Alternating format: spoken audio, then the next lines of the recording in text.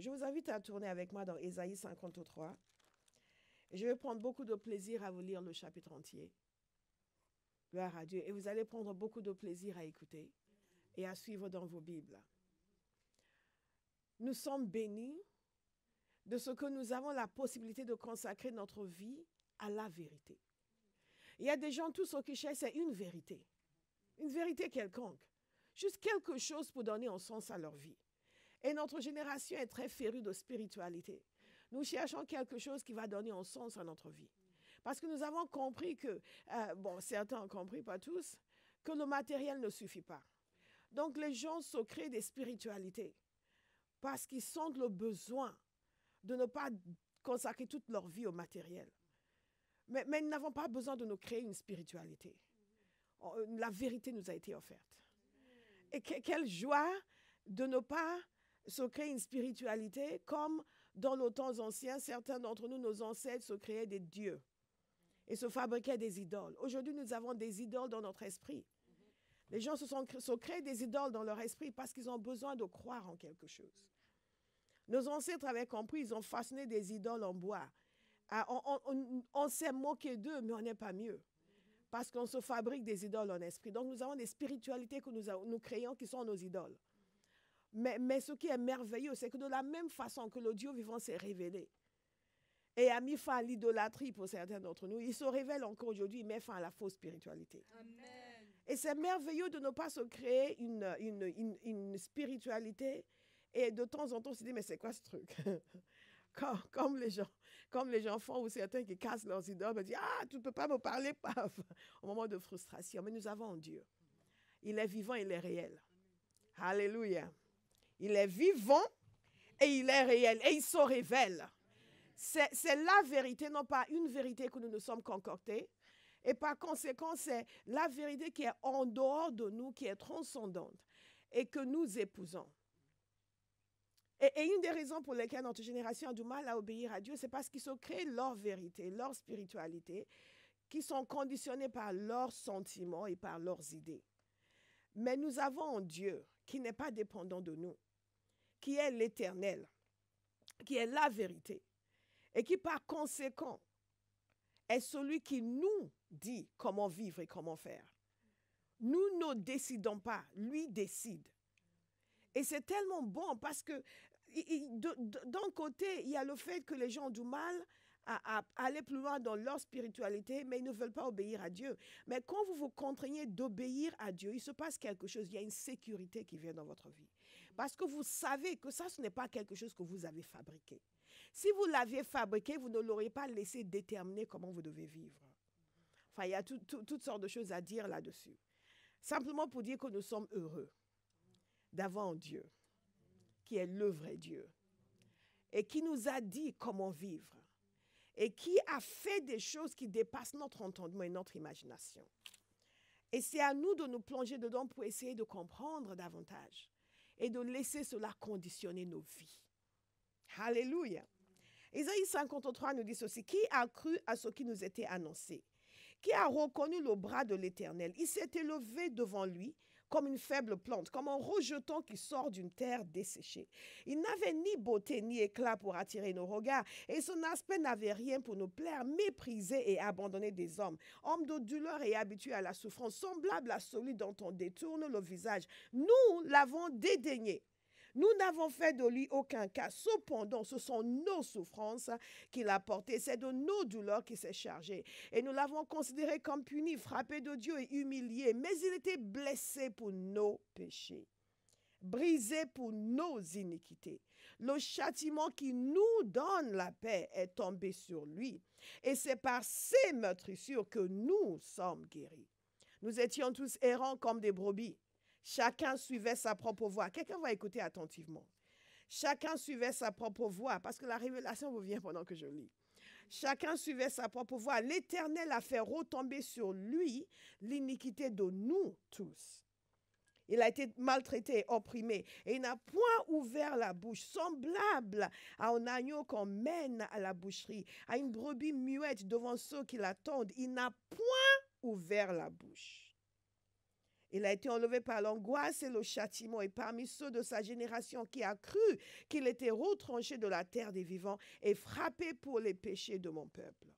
On a mis son sépulcre parmi les méchants, son tombeau avec le riche, quoiqu'il n'ait point commis de violence et qu'il n'y ait point eu de fraude dans sa bouche. Il a plu à l'Éternel de le briser par la souffrance. Après avoir livré sa vie en sacrifice pour le péché, il verra une postérité et prolongera ses jours, et l'œuvre de l'Éternel prospérera entre ses mains. À cause du travail de son âme, il rassasiera ses regards. Par sa connaissance, mon serviteur juste justifiera beaucoup d'hommes, et il se chargera de leurs iniquités. Alléluia. C'est pourquoi je lui donnerai sa part avec les grands et partagera le butin avec les puissants, parce qu'il s'est livré lui-même à la mort et qu'il a été mis au nombre des malfaiteurs, parce qu'il a porté les péchés de beaucoup d'hommes et il a intercédé pour les coupables. Au nom de Jésus. Seigneur, nous te remercions pour ta parole. Alléluia. Ce que nous constatons dans ce passage, et ça c'est peut-être une des plus grandes prophéties messianiques dans la Bible, c'est tout en détail, il nous raconte les souffrances de Jésus. Et non seulement il nous raconte les souffrances de Jésus, mais il nous raconte les causes des souffrances de Jésus. Il nous raconte les conséquences des souffrances de Jésus. Il nous raconte pourquoi et ce qui se passe par la suite.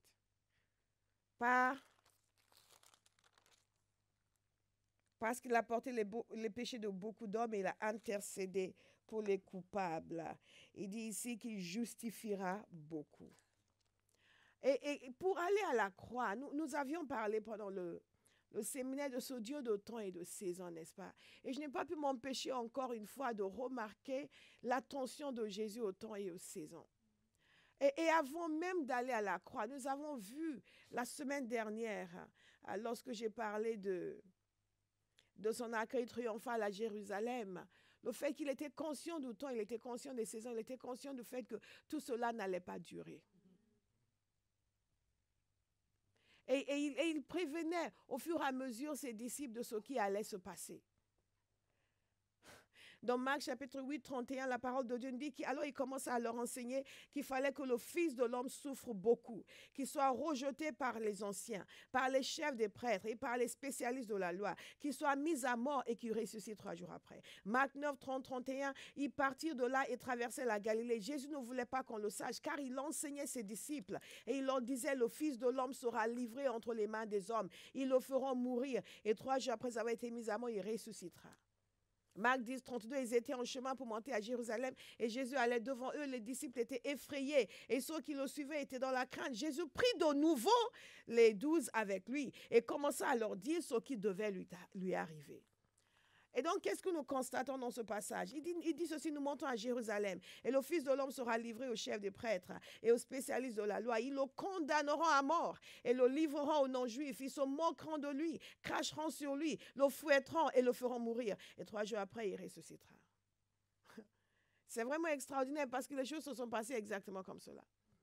Et on pouvait s'imaginer que non, mais les gens l'ont accueilli, ça va très bien se passer. Mais il savait exactement ce qui allait se passer parce qu'il savait pourquoi il était venu. Je pourrais faire tout un message sur la destinée et la révélation du sens de sa vie. Jésus est un tel exemple pour nous. Mais ce n'est pas de cela qu'il s'agit. Alléluia. Il savait exactement pourquoi il était venu. Il était venu pour aller à la croix, pour mourir, pour porter nos péchés. Et il a maintenu le cap. Vous allez maintenir le cap. Il a maintenu le cap. Les temps de guérison étaient bien, les temps de restauration étaient bien, les enseignements étaient bien, mais maintenant c'était le temps d'aller à la croix. Et c'est ce que Satan voulait l'empêcher de faire, parce que Satan était venu le voir tout au début de son ministère pour lui proposer de faire un marché. Beaucoup de chrétiens concluent un marché avec le diable. Ne t'engage pas trop, occupe-toi de tes affaires et tout va bien se passer. Ils ne s'engagent pas trop, ils s'occupent de leurs affaires et ils prospèrent et ils pensent que Dieu les bénit. Non, ils ont passé en marché avec le diable. Et Satan était venu pour passer en marché avec lui, pour l'empêcher d'aller à la croix. Et Jésus a dit non. Il a épousé la souffrance. Il y aura tout un message à donner sur la souffrance. Sur le fait que servir Dieu, ça implique la souffrance. ça implique la difficulté. Jésus nous a donné cet exemple. Il a souffert pour nous. C'est pour cela que l'apôtre Paul a écrit à son fils Timothée, souffre avec moi. Souffre avec moi.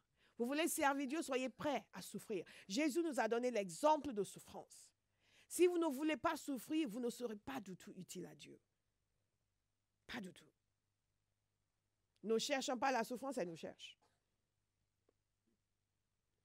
Jésus a épousé cela, il était résolu, il allait à la croix. Et c'est une des raisons pour lesquelles nous ne pouvons pas critiquer telle personne. Oui, c'est eux qui ont fait ça à Jésus. Comment ils ont tué mon Seigneur? S'ils ne l'avaient pas tué, il ne serait pas ton Seigneur. La seule raison pour laquelle il peut nous sauver, c'est parce qu'il a pris notre place.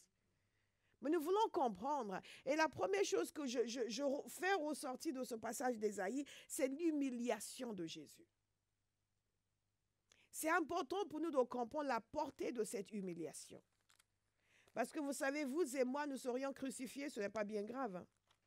Enfin, on se sentira mal. Mais qui sommes-nous pour commencer? Est-ce que vous me suivez? Aïe, aïe, aïe, aïe, aïe, aïe, aïe, aïe, aïe.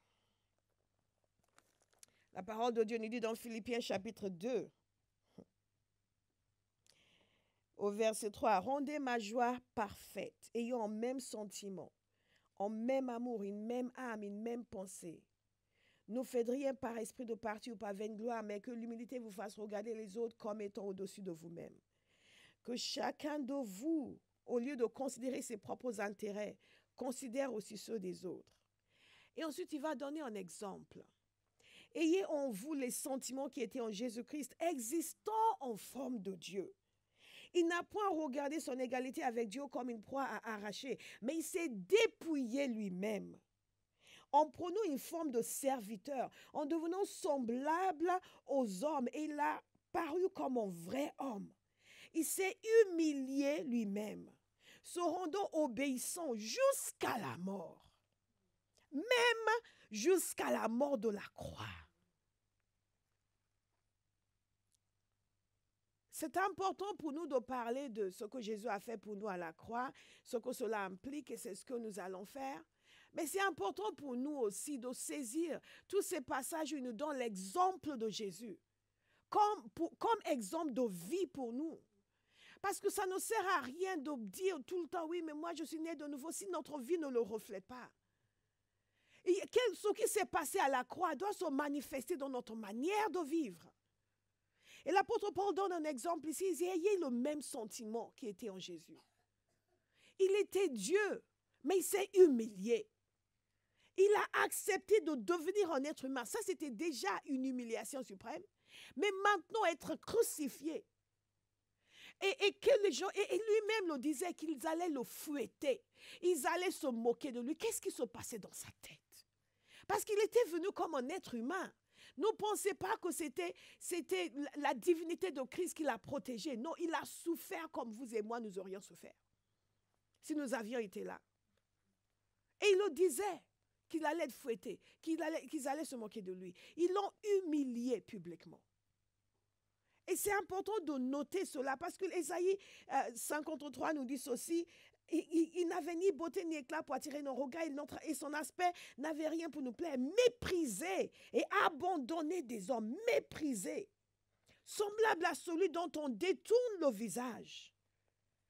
Parce qu'aujourd'hui, nous avons la conscience de Jésus glorifié. Nous avons lu Apocalypse. Nous avons lu la gloire, ses yeux qui ressemblent à une flamme de feu. Mais à l'époque, non, pas du tout. La parole de Dieu nous dit qu'il était méprisé. Il était abandonné. Ses disciples avaient fui. Alléluia. Dans certaines dénominations, ils ont l'habitude de faire le vendredi saint, ce qu'ils font, c'est qu'ils font un culte où ils prêchent sur les 7 dernières paroles de Jésus. Vous connaissez ce qu'il a dit à la croix? J'ai soif, Eli, Eli, lama sabachthani, mon Dieu, pourquoi m'as-tu abandonné? Mère, ton fils, et ainsi de suite. Vous vous souvenez des 7 dernières paroles de Jésus et le voleur qui sera avec lui au paradis, et ainsi de suite. Et donc, ils font un culte le vendredi soir où ils prêchent sur les 7 dernières paroles de Jésus. Et il y a un serviteur de Dieu qui avait décidé dans son église, il dit non, ce sont les femmes qui vont le faire. Parce qu'il a dit à la croix, tous les hommes avaient fui. Il n'y avait que les femmes qui étaient là avec Jean. Donc, il dit, dans toutes ces églises, on invite tous ces prédicateurs à venir parler des 7 dernières paroles de Jésus. Chacun prend une parole et prêche dessus.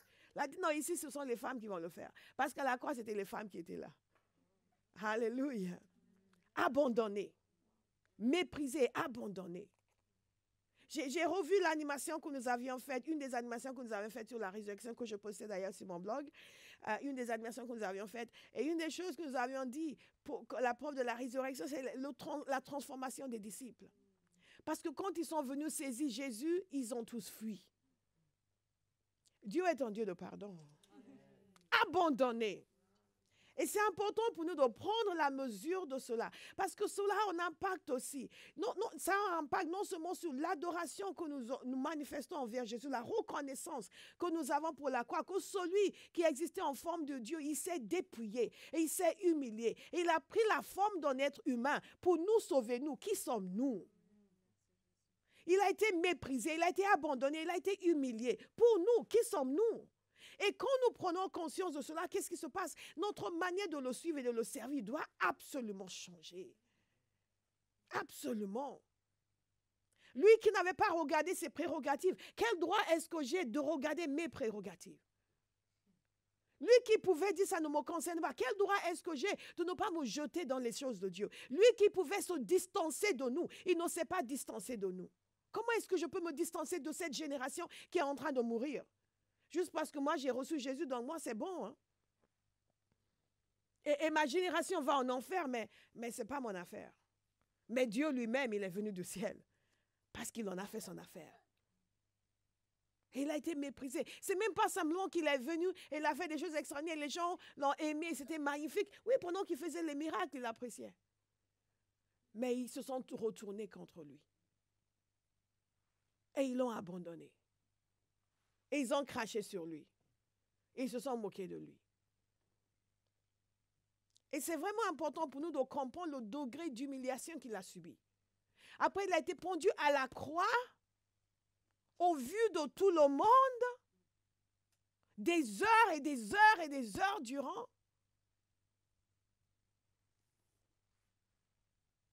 Vous imaginez la honte? Parce que quand nous réfléchissons à ces choses, ça change notre manière de fonctionner. Nous ne pouvons pas être si fiers, si imbus de nous-mêmes, alors que nous bénéficions d'une grâce et d'un salut qui a été obtenu par la souffrance et l'humiliation. Que Dieu nous ouvre les yeux. La deuxième chose que j'aimerais évoquer dans ce passage, c'est la substitution. Ce sacrifice de substitution. Ce n'est pas simplement une doctrine théologique, c'est une réalité. God is good. Hallelujah. God is good. Hallelujah. C'est une réalité. La chose n'est pas simplement parce que vous savez, nous savons que Jésus, par son sacrifice, nous permet d'être pardonnés. Mais c'est beaucoup plus dangereux que ça. C'est beaucoup plus dangereux que ça. Je vais vous lire quelques passages et je vous demande de méditer dessus, de prendre ces passages et de méditer dessus. De méditer parce que surtout les gens qui sont chrétiens depuis longtemps, nous pouvons devenir familiers du message de la croix. Nous avons l'habitude de l'entendre, nous pouvons le réciter dans notre sommeil. Mais ça ne nous transforme plus, ça ne nous chamboule plus. Écoutez ce qui nous est dit. Donc, Galates 3 au verset 13. D'abord, je vous lis Ésaïe 53 au verset 5. Mais il était blessé pour nos péchés, brisé pour nos iniquités. Le châtiment qui nous donne la paix est tombé sur lui. Vous avez vu un petit peu, le châtiment qui nous donne la paix est tombé sur lui. Qu'est-ce que ça veut dire? Ça veut dire que nous méritions un châtiment. Mais c'est lui qui a pris le châtiment. Et parce qu'il a pris le châtiment, nous avons pu avoir la paix. Et pour quelqu'un qui n'est pas convaincu que nous méritions un châtiment, sachez ceci, que la sainteté de Dieu La sainteté de Dieu. Un concept que nous avons beaucoup de mal à imaginer. Mais Dieu nous donne la révélation par son esprit. La sainteté de Dieu ne peut pas contempler l'iniquité. Et s'il y a un être humain sur la terre qui me dit que l'homme est juste, c'est où il n'a pas toute sa tête, ou c'est un grand menteur. Parce que même si vous ne savez pas d'où ça vient, vous ne pouvez pas nier le fait que l'homme est tout sauf juste. Tout sauf juste. Et que notre comportement est déviant. Je ne sais pas si on dit ça en français. Tordu. Que l'être humain est tordu.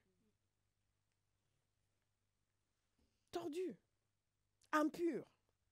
Pécheur. Alléluia. Et Jésus, et la parole de Dieu nous dit qu'il était brisé pour nos péchés.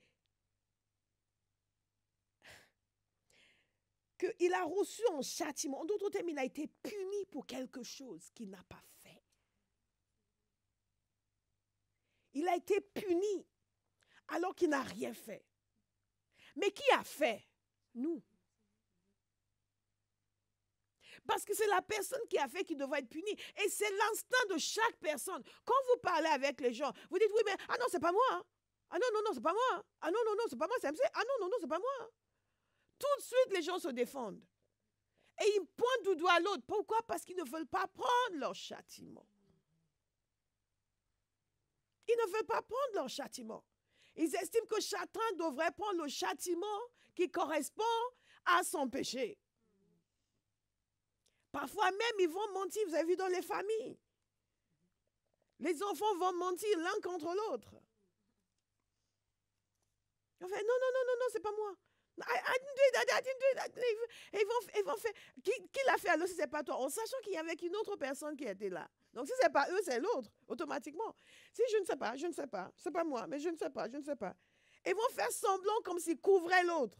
Alors qu'ils étaient en train de l'incriminer. Ah non, non, non, mais c'est pas moi, c'est pas moi. Mais qui l'a fait si c'est pas toi? C'est ta soeur, je ne sais pas, mais c'est pas moi. Est-ce que vous me suivez? Ça, c'est l'instinct humain. Mais l'instinct divin, c'est de dire, vous avez péché, je vais payer pour vous. Pour que vous puissiez être pardonnés. Et cette substitution, c'est quelque chose qui devrait nous toucher et sur laquelle nous devrions prier en continu et remercier le Seigneur. Parce que ce n'est pas juste qu'il a payé, il a fait quelque chose et parce qu'il a fait quelque chose, Dieu a décidé de nous pardonner. C'est que littéralement, il a pris notre punition. Il y a une grande différence. Il y a une grande différence. Parce que si vous voulez, oui, son sacrifice a permis le pardon de nos péchés. Nous verrons ça demain. Mais pourquoi est-ce que son sacrifice permet le pardon de nos péchés? Parce qu'il a été puni à notre place. Ce n'est pas que la punition a été annulée. Vous me suivez? Parce qu'il y a des fois, vous faites quelque chose et après les parents disent, ok, bon. Il y a un moment, il y a des enfants qui étaient à la maison et des enfants absolument ravissants. Et la plus grande me parlait de comment ils se comportaient à la maison et comment parfois quand les parents ne sont pas contents, ils disent, mais pourquoi tu as fait ça? Et elle explique, elle dit, mais mes parents, ils sont très gentils, on n'est pas souvent punis. On n'est pas souvent punis. Donc, l'enfant était conscient du fait que action mauvaise égale châtiment. Donc, sentait la grâce quand le châtiment n'était pas apporté. Mais dans ce cas précis, le châtiment ne pouvait pas être enlevé. La justice de Dieu demandait que quelqu'un paye. Et la bonté de Dieu a fait en sorte que Dieu lui-même a payé. C'est ce qu'il ne faut jamais oublier. La croix, ce n'est pas juste un sacrifice qui nous permet d'être pardonnés. La croix, c'est Jésus qui a pris notre punition. Que la punition a bien été donnée à quelqu'un. Alléluia. Donc, vous voyez, ce n'est pas simplement parce que quand nous disons que Dieu a effacé nos péchés, nous pensons qu'il a juste effacé notre punition. Il n'a pas effacé notre punition. Jésus a pris notre punition. Il a été puni à notre place. Et c'est parce qu'il a été puni à notre place que Dieu peut effacer nos péchés. C'est la raison pour laquelle nous croyons en Jésus, pas en David ou Philippe, ou en autre prophète. Parce qu'aucun autre prophète n'a pris la punition. C'est important de le saisir. Personne d'autre n'a fait « OK, je prends leur place, punis-moi à leur place ». C'est ce que Jésus a fait. Et parce qu'il a été puni à notre place, si nous venons à lui, nous croyons en lui, nous n'avons plus besoin d'être punis. Si toutefois nous restons en lui. Alléluia. God is good. 2 Corinthiens 5, Galates 3, 13, on dit ceci, Christ nous a rachetés de la malédiction de la loi en devenant, écoutez bien, malédiction pour nous. La croix, c'est beaucoup plus que ce que nous imaginons. C'est le dernier point que je vais évoquer, mais je l'évoque tout de suite. C'est que la croix, ce n'est pas simplement une souffrance physique. Parce que souvent, lorsque nous parlons de la croix, les gens vont entrer dans le détail sur combien de fois elle a été fouettée. Et oui, il évoque cela. Mais c'est plus qu'une souffrance physique. C'est une souffrance physique que Dieu utilise pour nous donner une compréhension de l'action spirituelle qui est en cours. Et de la souffrance spirituelle qu'il endure parce qu'il porte nos péchés. Il prend une punition. Ce n'est pas simplement une punition physique. Sinon, n'importe qui pouvait se faire crucifier pour nous. Et c'est la raison pour laquelle dans le jardin de Gethsémane, son âme il ressentait tellement ce poids. Il ressentait le poids de tout le péché de l'humanité qui allait venir sur lui. Ce n'est pas qu'il avait peur qu'on le fouette. Est-ce que vous me suivez? Il y a un symbolisme, il y a une image que Dieu est en train de nous donner. Et quand nous voyons le degré de torture et de souffrance physique qu'il a enduré, évidemment, il y a le fait littéralement qu'il fallait que son sang soit versé. Mais le fait que son sang soit versé a une application spirituelle. Alléluia. C'est vraiment primordial. Donc, Galates 3, verset 13, nous a racheté donc de la malédiction de la loi en devenant malédiction pour nous. Puisqu'il est écrit, tout homme pendu au bois est maudit. 2 Corinthiens 5, verset 21. En effet, celui qui n'a pas connu le péché, il l'a fait devenir péché pour nous, afin qu'en lui, nous devenions justice de Dieu.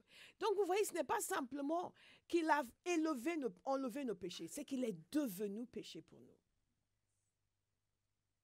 Vous me suivez? Il est devenu péché. Donc, toute l'horreur du péché a été mise sur lui. Mis sur lui, comme si c'est lui qui avait commis tous les péchés de l'humanité. Vous imaginez à quel moment, à quel point ces moments-là devaient être pénibles pour lui dans son âme. Tout ce qu'il portait. Et honnêtement, c'est uniquement au ciel que nous allons tout comprendre. Que nous allons tout comprendre. Mais c'est tellement important de nous pencher dessus en continu. Parce que sinon, nous devenons blasés. Ça devient une habitude. Et nous cessons d'être émerveillés, nous cessons d'être émus et secoués. Il a fait devenir péché pour nous afin que nous devenions justice de Dieu en Christ Jésus. Notez 1 Pierre 3, 18 nous dit ceci. Christ a souffert, et ce, une fois pour toutes, pour les péchés. Lui, le juste, il a souffert pour des injustes, afin de nous conduire à Dieu. Il a souffert une mort humaine, mais il a été rendu à la vie par l'Esprit. Il a souffert pour des injustes. Lui, le juste, il a souffert pour les injustes. Wow. Vous savez, c'est l'abnégation, le don de soi. Ce sont des choses qui sont tellement évidentes en Jésus. Et qui sont tellement rares en nous.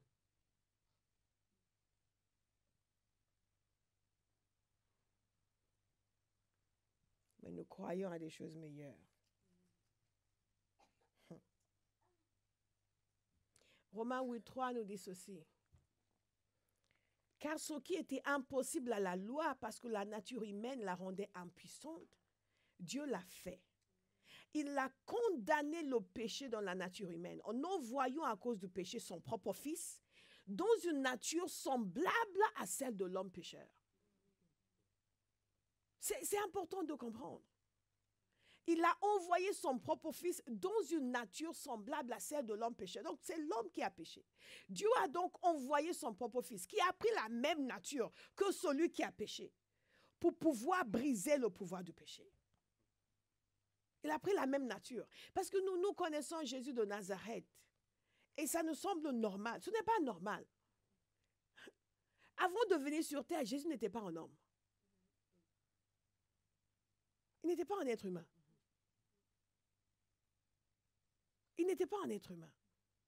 Même si nous ne comprenons pas la portée de la chute, toute la signification de la séparation d'avec Dieu, ce que Dieu a fait pour y remédier devrait nous interpeller.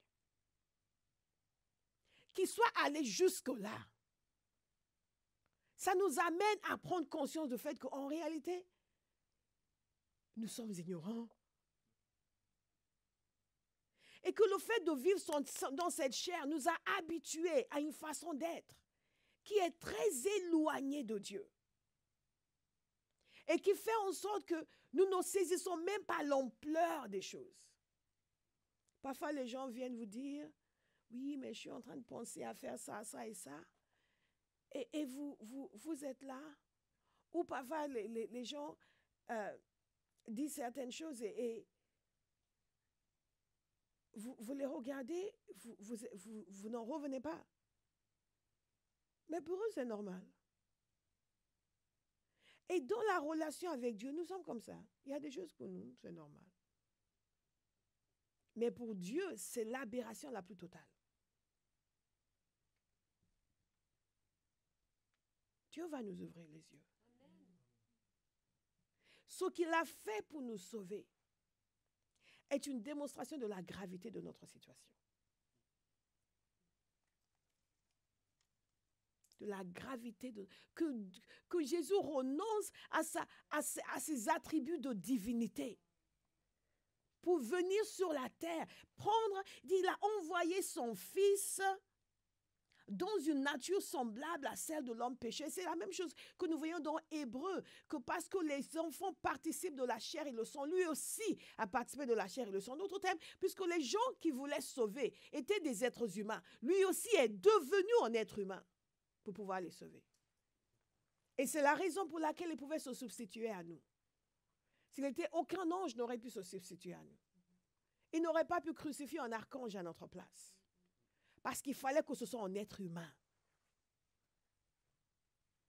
Est-ce que quelqu'un veut dire merci Jésus? Je vous demande d'ouvrir avec moi dans Exode 12. Exode 12. La première chose, l'humiliation de Jésus. La deuxième chose, c'est le sacrifice de substitution, ce que nous voyons dans ce passage. La troisième chose, c'est que Christ est notre Pâque. Dans Exode 12.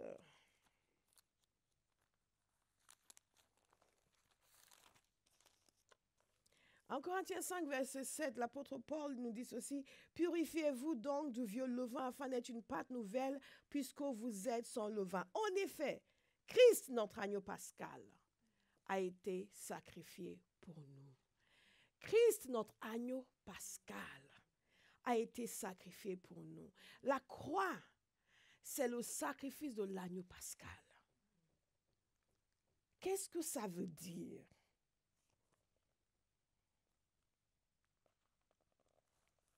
Dans Exode chapitre 12, c'est la première fois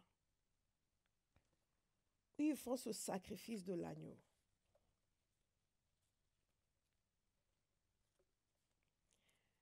Et l'Éternel dit à Moïse et à Aaron dans le pays d'Égypte: « Ce mois-ci sera pour vous le premier des mois. Il sera pour vous le premier des mois de l'année.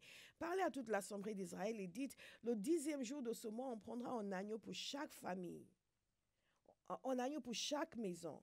Si la maison est trop peu nombreuse pour un agneau, on le prendra avec son plus proche voisin, selon le nombre de personnes. Vous compterez pour cet agneau d'après ce que chacun peut manger. Ce sera, écoutez attentivement, ce sera un agneau sans défaut, mâle, âgé d'1 an. Vous pourrez prendre un agneau ou un chèvre. Vous le garderez jusqu'au 14e jour de ce mois.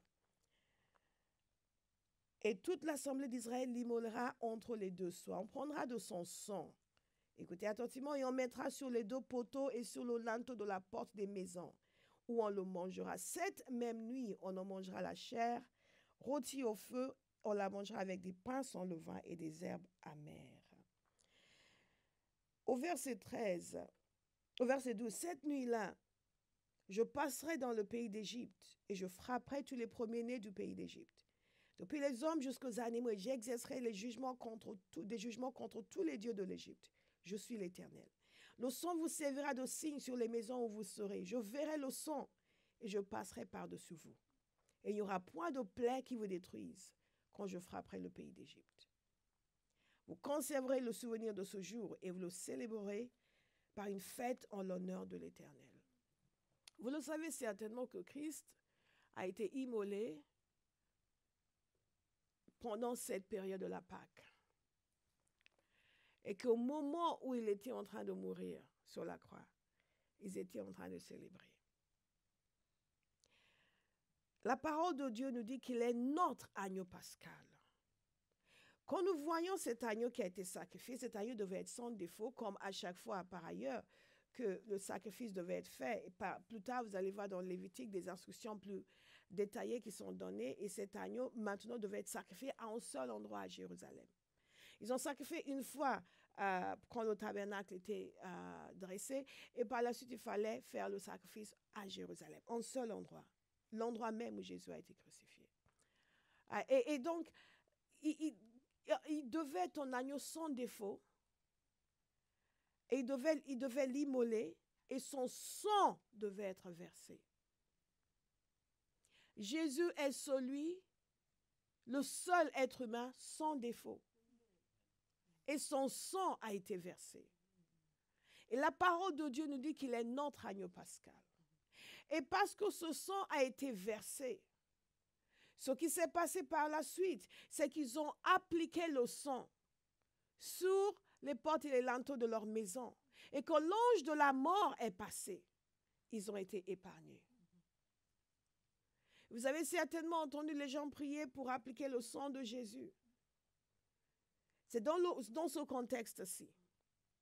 Et ce que nous devons comprendre, c'est que ce sacrifice de Jésus, comme notre agneau pascal, nous permet de recevoir le salut et la délivrance. Et uniquement à cause de Jésus. Parce que sans effusion de sang, il n'y a pas, nous dit la parole de Dieu, de pardon des péchés. Donc Jésus ne pouvait pas mourir tranquillement dans son lit et payer le prix pour nous comme ça. Il fallait que son sang soit versé. Il fallait qu'il subisse un châtiment dans le naturel, mais qui avait son corollaire dans le monde spirituel. Pour que nos péchés soient pardonnés. Pour qu'il puisse être qualifié pour le pardon de nos péchés. Alléluia. La parole de Dieu nous dit donc de nous purifier à cause de cela. Je veux que vous compreniez que la croix n'est pas en quelque chose qui s'est passé il y a 2000 ans et nous célébrons cela aujourd'hui. C'est quelque chose qui a une application dans nos vies tous les jours. Et la méditation sur l'œuvre de la croix, comme la raison d'être même de notre relation avec Dieu, est nécessaire pour nous maintenir dans la sanctification et dans la droiture, dans l'humilité et dans l'obéissance. C'est la raison pour laquelle l'apôtre Paul a évoqué aux Philippiens qui a dit non, ayez en vous les mêmes sentiments qui étaient en Jésus. Et en rappelant la crucifixion, en rappelant l'incarnation, et en rappelant la crucifixion. C'est très intéressant parce que pour nous, l'incarnation et la crucifixion, ce sont des doctrines. Mais ce ne sont pas simplement des doctrines. Ce sont des révélations de l'œuvre de Dieu, de la nature de Dieu qui appellent une réponse de notre part et un changement de vie. Pas uniquement le changement de dire j'accepte Jésus, mais un changement dans ma façon de vivre. Nous sommes en plein sur le discipulat. On ne peut pas contempler le Christ sans devenir un disciple. Pourquoi nous ne sommes pas des disciples? Parce que nous ne contemplons pas Jésus. L'apôtre Paul dit regardez Jésus. Regardez comment il était. Regardez l'attitude de cœur qu'il avait. Regardez son humilité. Regardez tout ce qu'il a donné. Regardez son abnégation. Regardez son sacrifice. Regardez son don de soi. Regardez son abandon. Regardez son amour. Et soyez comme ça. Quand nous parlons du fait qu'on dit c'est quelqu'un qui est comme Jésus, c'est tout cela. Donc la croix nous amène dans la profondeur de cet amour de Dieu. Qu'est-ce qui pousse quelqu'un à se donner pour quelqu'un d'autre? Qu'est-ce qui pousse quelqu'un qui n'avait rien à perdre à tout risquer pour quelqu'un d'autre? Qu'est-ce que Dieu doit faire dans nos cœurs pour que nous cessions de ne vivre que pour nous-mêmes? Et c'est là où nous comprenons le poids de l'iniquité. Que même confrontés à une telle vérité, bénéficiaires d'un tel sacrifice, nous continuons encore à ne penser qu'à nous. La profondeur de ce qui a séparé l'homme de Dieu. Et quand on parle de séparation, quand Jésus, juste avant de mourir, il a une phrase terrible en citant le psaume 22. Qui se souvient?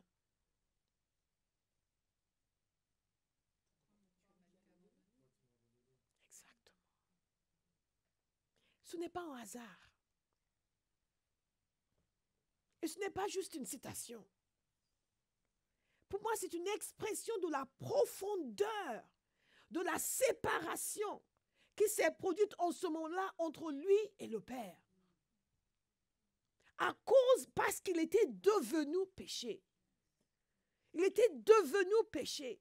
Et parce qu'il était devenu péché, il fallait absolument une séparation. Et il l'a ressenti profondément. C'est pour cela qu'il a cité ce passage. Et c'est une expression de l'agonie qu'il a vécue. Nous ne pouvons même pas concevoir ce que c'est que d'avoir sur nous le péché de l'humanité. Rien que le souvenir d'une autre nous fatigue. Mais d'avoir sur nous le péché, d'être conscient d'avoir sur nous le péché de l'humanité. Et l'on dit que Dieu a dû détourner le regard parce qu'il était péché.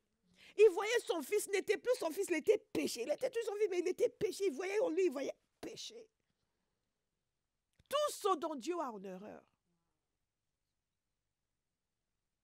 Moi, je prie que Dieu nous ouvre les yeux pour que nous comprenions que ce ne sont pas des histoires concoctées pour nous créer une religion. C'est une réalité.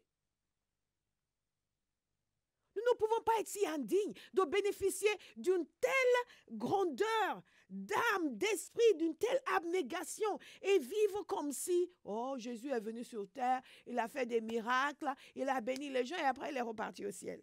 Et maintenant, nous le suivons. C'est comme ça que beaucoup d'entre nous, nous vivons nos vies chrétiennes. Nous le suivons et maintenant, il a fait ce qu'il a fait sur terre, maintenant, il s'occupe de nous.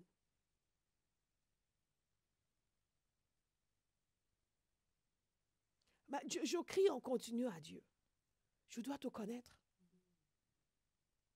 C'est pour ça que l'apôtre Paul dit, mon désir c'est de connaître. Il dit, je veux connaître la communion de ses souffrances.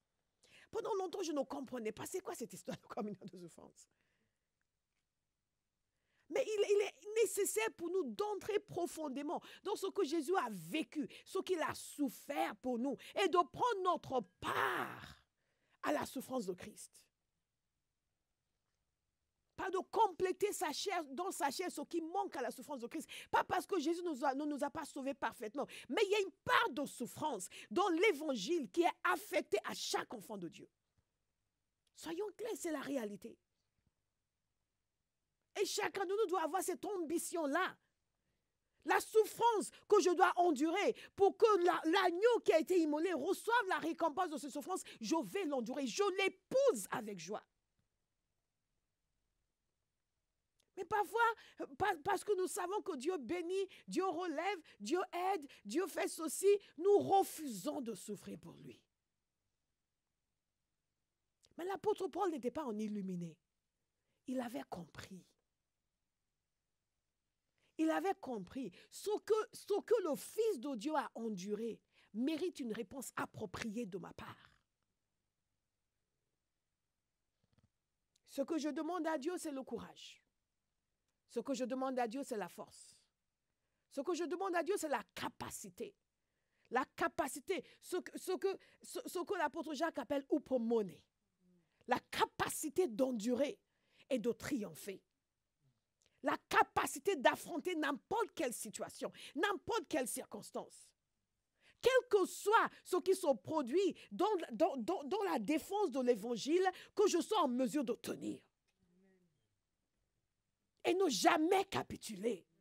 Ne jamais faire de compromis. Ne jamais chercher mon bien-être et mon confort aux dépens de l'évangile. Quelque chose doit se passer en nous. Est-ce que vous me suivez? Ce n'est pas l'opposé de la bénédiction, c'est la plus grande bénédiction. Quand les apôtres ont été persécutés, ils avaient compris que c'était une bénédiction. Ils sont repartis de là contents d'avoir pu souffrir pour Christ. Parce qu'ils étaient tellement conscients de ce qu'il avait enduré pour nous. Et si moi, je peux souffrir, ne serait-ce qu'un petit peu de quelque chose, ils m'ont persécuté, gloire à Dieu. C'est waouh, quel privilège. Quel privilège. C'est pour cela que la parole de Dieu nous dit que si nous souffrons, pour lui, nous sommes bénis. Nous ne devons pas souffrir comme en malfaiteur. Mais si c'est pour Christ, nous sommes bénis. Nous sommes bénis. Nous sommes bénis. Vous savez, la parole de Dieu nous dit ceci dans Lévitique 17, verset 11. Et quelqu'un devrait méditer ce passage. En effet, la vie d'un être est dans le sang. Je vous l'ai donné sur l'autel afin qu'il serve d'expiation pour vos âmes. Car c'est par la vie que le sang fait l'expiation. Vous me suivez? Ça nous ramène à ce que nous avions dit sur la substitution. Le sacrifice qu'il faisait.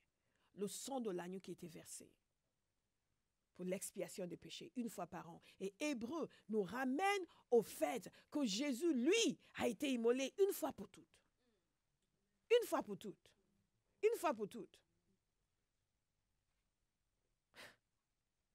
Le châtiment qui nous donne la paix est tombé sur lui. Je reviens sur Ésaïe, qui nous a servi de base. Le châtiment qui nous donne la paix est tombé sur lui. Ça, c'est au verset 5. Le châtiment qui nous donne la paix est tombé sur lui. Dans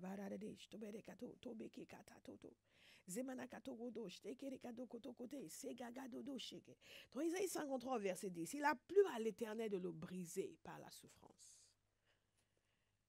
C'est quoi? Il a plu à l'Éternel de le briser par la souffrance. Après avoir livré sa vie en sacrifice pour le péché, il a plu à l'Éternel de le briser par la souffrance. Et c'est ce que je dis sur le fait que la souffrance physique qu'il a vécue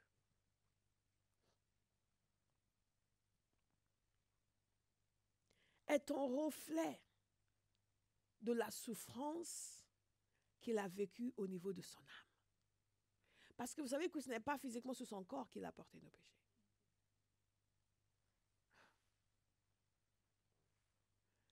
Parfois, on veut compter le nombre de coups de fouet, un coup de fouet pour chaque maladie.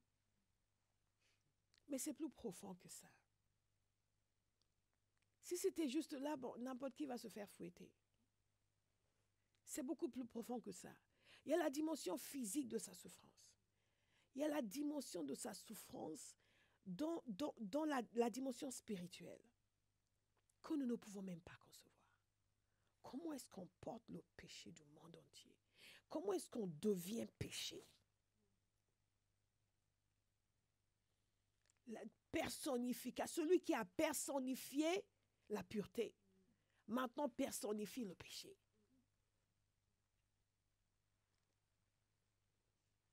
C'est la science de Dieu est infinie. La sagesse de Dieu est infinie. Il a livré sa vie en sacrifice pour le péché. 1 Pierre 2, 24 nous dit que lui-même, celui qui a lui-même porté nos péchés dans son corps à la croix, afin que libérés du péché, nous vivions pour la justice. Il y a beaucoup de conséquences à cela.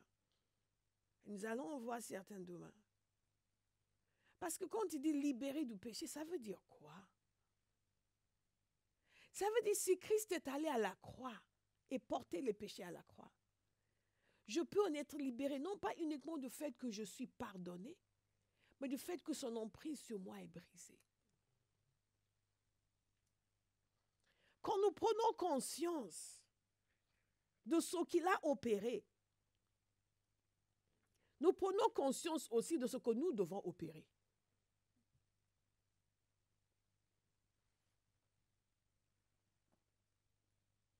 Mais nous aimons la partie suivante. C'est par ces meurtrissures que vous avez été guéris. Et nous entendons beaucoup de prédications sur cela.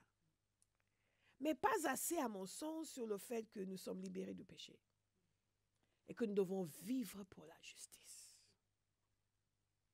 Vivre pour la justice. Un serviteur de Dieu que j'aime bien, prêchait dans une conférence. Et vous savez, il y a certaines conférences où les gens veulent juste que vous leur disiez, vous allez être bénis, vous allez recevoir ceci, on va déverser ça sur vous. Et ils étaient tous contents parce que c'est quelqu'un qui, on voit par ce que Dieu a fait à travers lui, qu'il est béni. Financièrement, une grande église, énorme bâtiment. Donc manifestement, il a un secret. Il a une clé pour les finances, comme nous disons dans notre génération. La clé pour les finances, les clés pour la prospérité. Mais je ne suis pas certaine qu'ils aient apprécié les clés qu'il leur a données. Parce qu'une des clés qu'il leur a données, c'est d'être totalement vendu à Dieu. Ce n'est pas ce que vous entendez souvent. Vivre pour la justice. Une autre clé qu'il leur a donnée, c'est d'être effréné dans la conquête des âmes pour Christ. Être un gagneur d'âmes, dédié et consacré. Troisième clé qu'il leur a donnée, c'est d'être obéissant envers Dieu. Combien de fois est-ce que vous avez entendu les clés pour les finances? J'étais tellement contente, j'ai dit, il n'y a pas comme moi. Parfois, vous avez l'impression d'être une voix qui crie dans le désert. Il n'y a pas que moi. Quelqu'un est en train de nous mentir. Vous pouvez être désobéissant, rebelle. Vous n'aimez pas les âmes, mais Dieu va vous prospérer. Juste parce que vous savez réciter quelques versets. Vous pouvez vous prospérer vous-même. Mais si c'est Dieu, c'est lui qui a écrit « Cherchez premièrement le royaume de Dieu ». Nous vivons pour la justice. Parce qu'il est allé à la croix, nous devons décider de vivre pour la justice. La croix, c'est l'humiliation de Christ. La croix, c'est le sacrifice de substitution. La croix, c'est la séparation provisoire, Dieu merci, avec le Père. Et la croix, c'est l'agneau pascal qui a été sacrifié. La croix, c'est la vision du poids spirituel manifesté dans son action physique.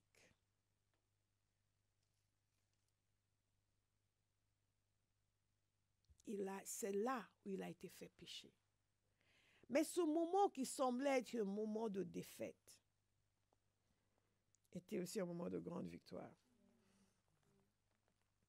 C'était un moment de grande victoire. Et c'est encore une autre leçon pour nous. À chaque fois que l'on parle de la vie de Jésus, de l'œuvre de Jésus, on peut s'arrêter 3 fois, 5 fois, 6 fois, 10 fois, 20 fois et faire des apartés à n'en pas finir. Parce que des leçons sont partout. Et vous comprenez pourquoi la parole de Dieu nous dit d'être des imitateurs de Christ. Parce que chaque dimension de son existence est une leçon. À chaque fois, il y a une leçon. Parce que quand la parole de Dieu nous dit, nous pouvons voir péché, souffrance, sacrifice. Et nous sommes allergiques à ces mots. Nous aimons joie, puissance, victoire. Et j'aime joie, puissance, victoire. Mais ça va de pair. Est-ce que vous me suivez? Ça va de pair. Parce que dans ce moment qui était pour beaucoup de gens un moment de défaite, ils se moquaient de lui. Jésus a dit qu'il allait être fouetté. Imaginez quelqu'un qui leur dit il allait être fouetté. Ils allaient se moquer de lui. Et les disciples qui ne comprenaient toujours pas. Est-ce que vous comprenez? S'ils avaient compris, ils se seraient préparés. Mais ils ne comprenaient pas. Parce que quand ça s'est produit, ils étaient effarés. Ils ont pris la fuite. Je me souviens encore de l'animation. Tu te souviens de l'animation qu'on a faite? Tu te souviens peut-être pas. On a mis, parce qu'on cherchait des personnages. Et on a mis des personnages comiques, on a mis des personnages qui ressemblaient à des... qui ressemblaient un peu à ce micro. Oui, Longilin. Tout en blanc. Et quand on a dit ils ont pris la fuite, ils sont mis à courir comme ça. Allez regarder l'animation sur mon blog. Ils n'auraient pas pris la fuite s'ils avaient compris. Mais Jésus était là en personne leur parlant. Ce qui nous amène à réfléchir sur nous-mêmes. Combien de choses est-ce que Dieu dit que nous ne comprenons pas? Nous sommes tellement sûrs de ce que nous savons. Ça me ramène à ce que je disais pendant l'étude biblique. Tellement sûrs de ce que nous savons. Mais parfois, le Seigneur est en train de parler, et nous ne saisissons même pas. Jésus leur expliquait. Je vous ai lu 3 instances, ce n'était pas les seuls moments. Et dans le jardin de Gethsémani,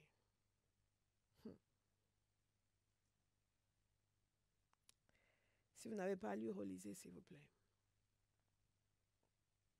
Il leur a demandé de prier 1 heure avec lui. De prier avec lui. De prier. Et il est revenu et il dormait. Dans ce moment, le moment le plus critique de sa vie. Il se préparait pour ce qu'il allait affronter. Et en dépit de tous les avertissements, il n'avait pas compris. Il dormait. Il dormait. Il dormait. En dépit de tout ça. Et il est revenu vers eux, il a dit, J'imagine comment il s'était senti abandonné.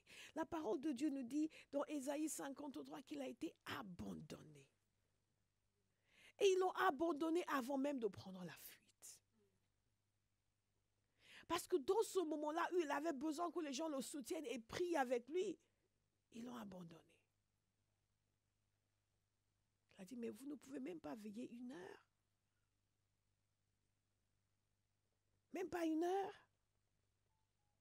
Aujourd'hui, quand on dit aux chrétiens de prier minimum 1 heure, 1 heure? Jésus leur a dit, même pas 1 heure. Notre 1 heure, c'est rien. Même pas 1 heure. Mais ils ne pouvaient pas. Ils ne pouvaient pas. Ils sont venus l'arrêter. Un de ceux qui étaient proches de lui l'a trahi. Et l'a même embrassé. C'est chaque domaine de la vie de Jésus est une leçon.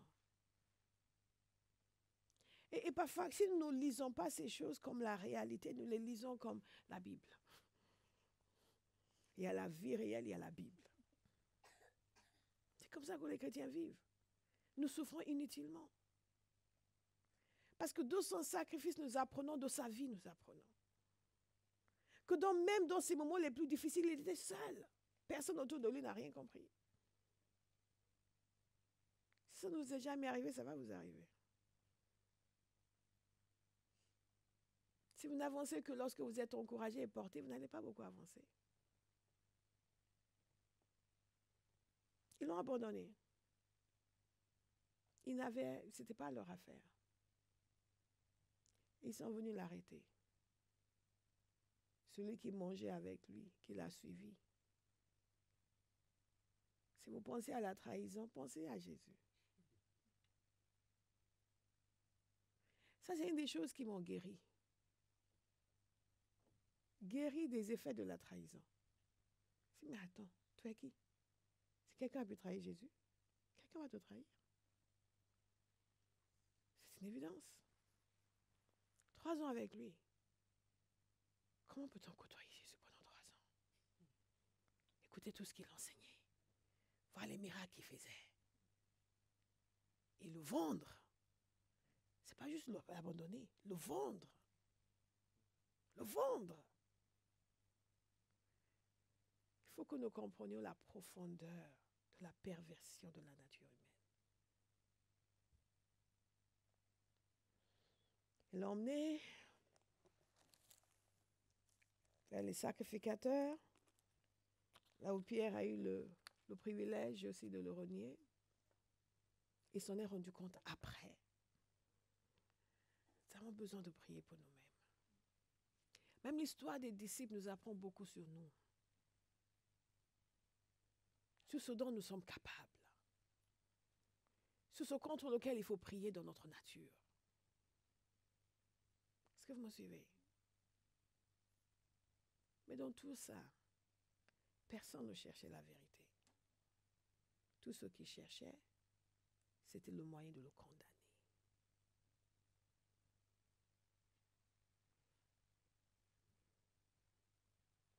Ils ont fait leur va-et-vient devant Hérode, devant Pilate. Et le comble de l'affaire, le comble,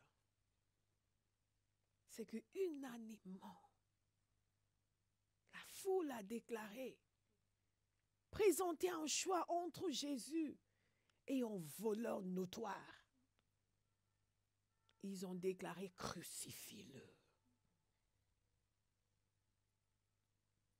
Si vous ne savez pas où vous allez,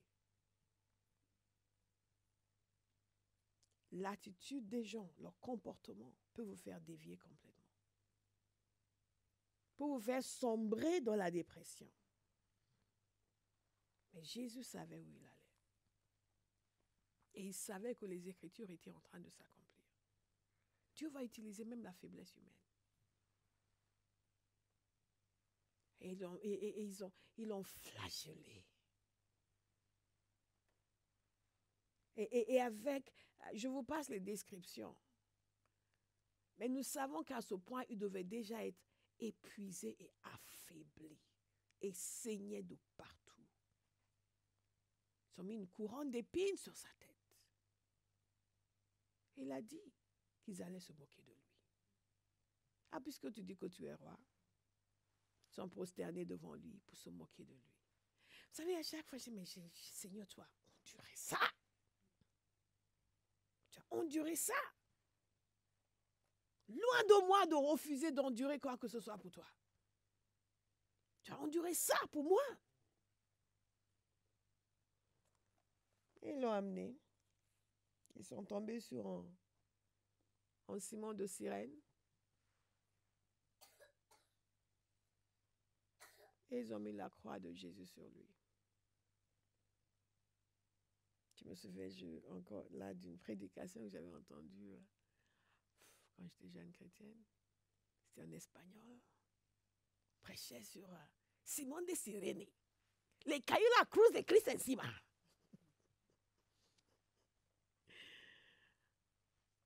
Tous ces gens qui, à un moment donné, ont été impliqués dans l'affaire et comment la croix de Christ est tombée sur lui.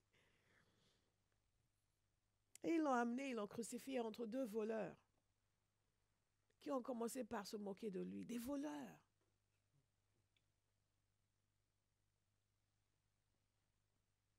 qui ont commencé par se moquer de lui. Zemekeri manakato. Zembekeri babazokoto. Zembekeri babazokoto. Jikakakato. Et après, qu'est-ce qui s'est passé? L'un d'entre eux s'est repenti. Ce n'est jamais trop tard. Et il lui a dit, tu seras avec moi au paradis. Même là, il faisait preuve de miséricorde. Nous, on oublie tout le monde. On ne pense qu'à nous. On est en colère contre l'humanité entière. On en veut à tout le monde. La moindre chose qui nous arrive, ouais. Mais là, une des choses qu'il a dit, l'évangile de Luc le relate, c'est pardonne, Père, pardonne-leur, car ils ne savent pas ce qu'ils font. Et même là, sur la croix, il a le temps de confier sa mère à l'apôtre Jean. Et de confier l'apôtre Jean à sa mère. Même là, il a le temps de se soucier du bien-être de sa mère. Il a le temps de se soucier du salut du voleur.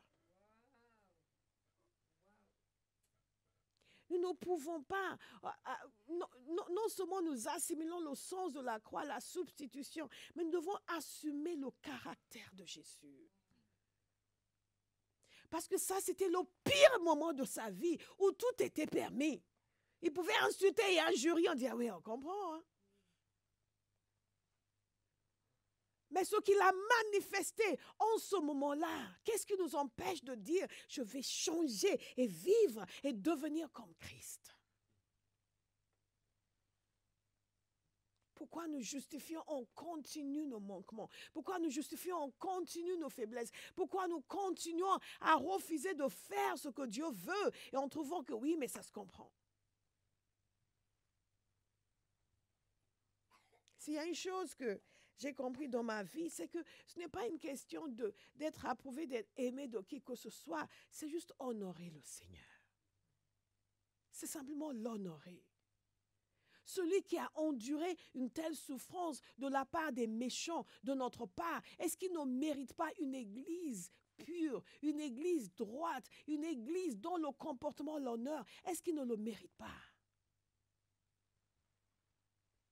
Est-ce que Jésus doit toujours continuer à regarder nos bêtises? Est-ce qu'en dépit de tout ce qu'il a souffert, il doit encore continuer à supporter nos stupidités? Est-ce que nous sommes obligés de lui imposer ça?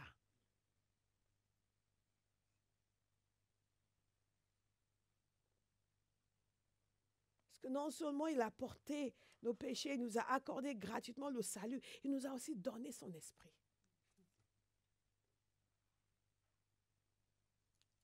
Et je prie vraiment que nous ayons une révélation de la croix. Parce que quand nous avons une révélation de ce que Jésus a fait pour nous, quelque chose en nous nous dit, mais la moindre des choses, c'est que ma vie l'honore. La moindre des choses, c'est que mes pensées l'honorent. La moindre des choses, c'est que mes actions l'honorent. Je ne peux pas mourir pour lui. Je ne peux rien lui donner, sauf ce qu'il m'a donné, mais je peux moi lui donner ce qu'il m'a donné. Et voilà, je dis, Seigneur, j'aurais tellement aimé pouvoir t'offrir quelque chose. Quelque chose que tu n'as pas. Mais je n'ai pas quelque chose que tu n'as pas. J'aimerais, je ne sais pas, des fois je dis, mais qu'est-ce que je peux lui donner? Mais au moins je peux te donner tout ce que je suis et tout ce que j'ai.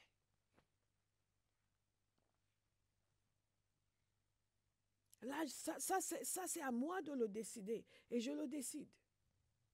Je le décide. Je le décide.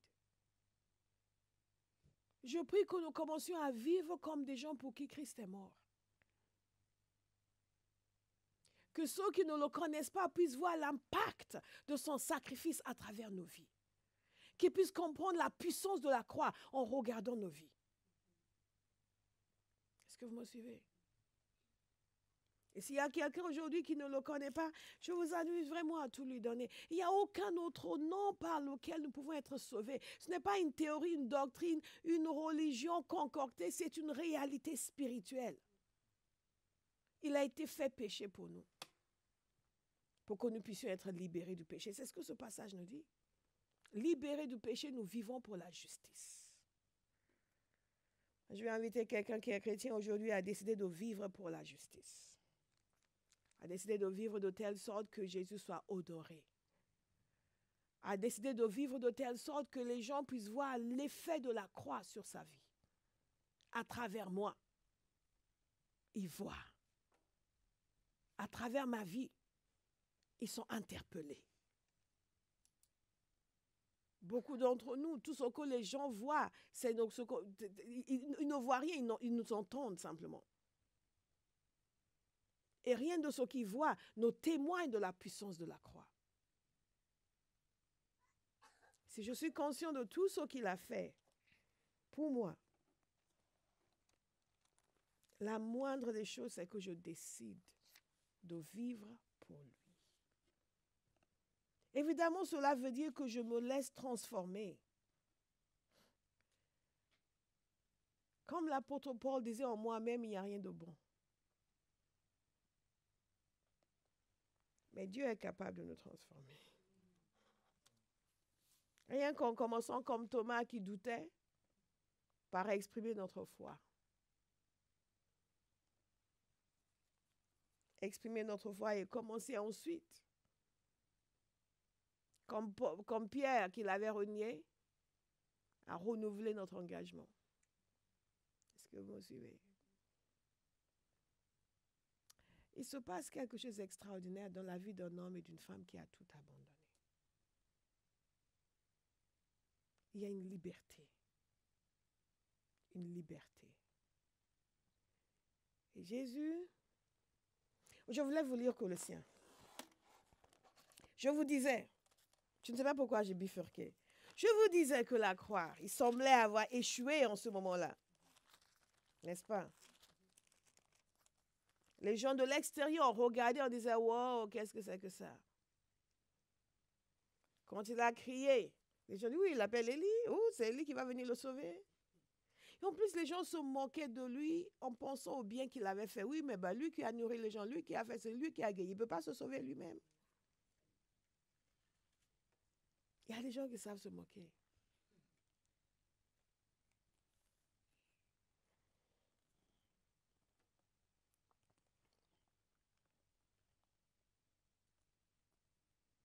La parole de Dieu nous dit ceci dans Colossiens chapitre 2. Au verset 14, il a effacé l'acte dont les ordonnances nous condamnaient et qui subsistait contre nous. Et il l'a éliminé en le clouant à la croix. Vous me suivez? Alors qu'ils étaient en train de crucifier Jésus et qu'il était devenu péché pour nous, tout ce qui était retenu contre nous était mis sur la croix. Et par conséquent, tout ce que Satan pouvait retenir contre nous a été effacé.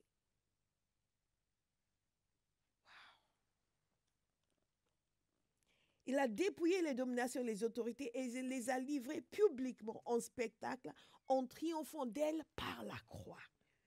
C'est pour cela que je vous dis, ce n'est pas uniquement sa souffrance physique. Il y a une transaction spirituelle qui était en cours.